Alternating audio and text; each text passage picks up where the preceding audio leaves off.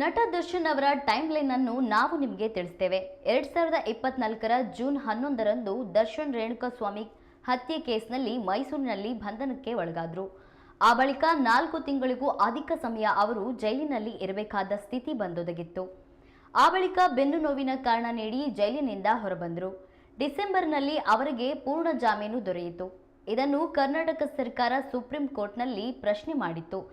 ಈ ಪ್ರಕರಣದಲ್ಲಿ ವಿಚಾರಣಾ ನ್ಯಾಯಾಲಯ ಮಾತ್ರ ಸೂಕ್ತ ವೇದಿಕೆ, ವಿಧಿ-ವಿಜ್ಞಾನ ಸಾಕ್ಷ್ಯಗಳನ್ನೊಂದಿಗೆ ಸೇರಿಕೊಂಡು ಸುಸ್ಥಾಪಿತ ಆರೋಪಿಗಳನ್ನು ಜಾಮೀನು ರದ್ದತಿಯನ್ನು ಮತ್ತೆ ಜಾರಿಗೆ ತರುತ್ತವೆ.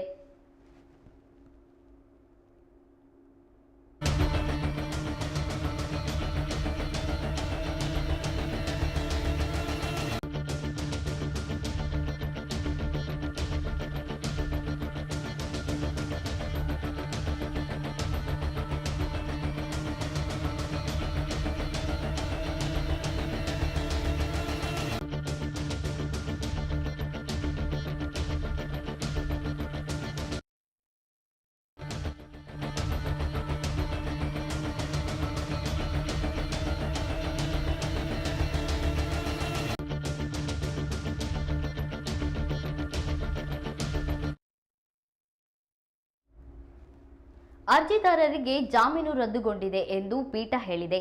ದರ್ಶನ್ ಮತ್ತು ಸಹ ಆರೋಪಿಗಳಿಗೆ ಕಳೆದ ವರ್ಷ ಡಿಸೆಂಬರ್ 13ರಂದು ಹೈಕೋರ್ಟ್ ನೀಡಿದ ಜಾಮೀನು ಆದೇಶದ ವಿರುದ್ಧ ಕರ್ನಾಟಕ ಸರ್ಕಾರ ಸಲ್ಲಿಸಿದ ಮೇಲ್ಮನವಿಯ ಮೇರೆಗೆ ತೀರ್ಪು ಬಂದಿದೆ.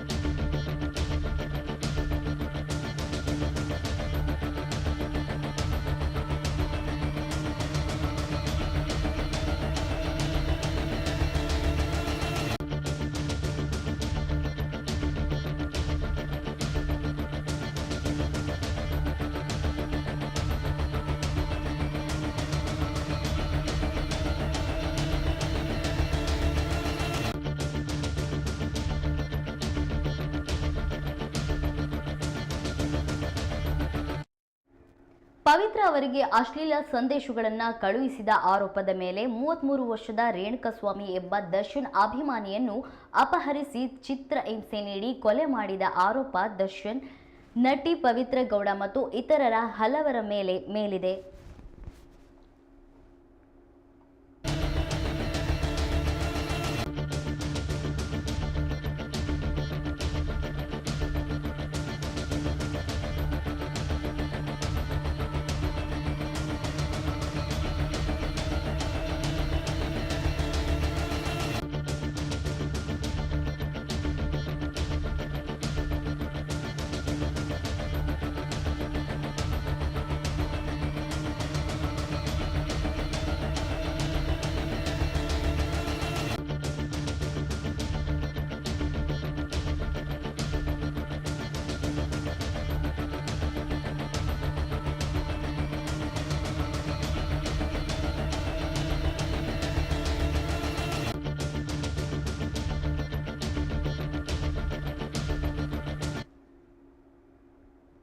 ಕಳೆದ ವರ್ಷ ಜೂನ್ 8ರಂದು ರೇಣುಕಾಸ್ವಾಮಿಯನ್ನ ಚಿತ್ರದುರ್ಗದಿಂದ ಅಪಹರಿಸಿ ಬೆಂಗಳೂರಿನ ಶೆಡ್ನಲ್ಲಿ 3 ದಿನಗಳ ಕಾಲ ಬಂಧಿಸಿ ಚಿತ್ರಹಿಂಸೆ ನೀಡಿ ಹತ್ಯೆ ಮಾಡಿ ಶವವನ್ನ ಚರಂಡಿಯಲ್ಲಿ ಎಸೆದು ಹೋಗಿದ್ರು. ನಂತರ ಶವ ಸಿಕ್ಕಿತ್ತು ಎಂದು ಪೊಲೀಸರು ಕೋರ್ಟ್ಗೆ ತಿಳಿಸಿದ್ರು.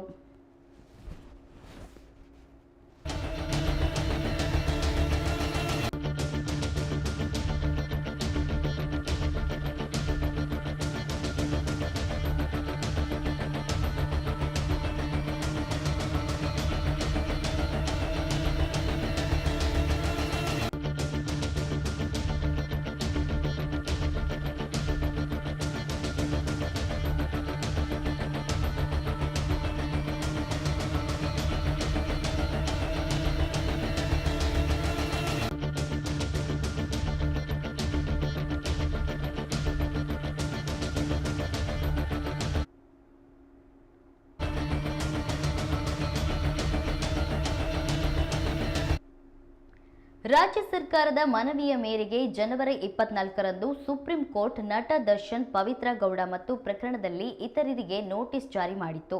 ಇದರಿಂದ ದರ್ಶನ್ ಜೈಲು ಸೇರಬೇಕಾದ ಪರಿಸ್ಥಿತಿ ಬಂದಿದೆ.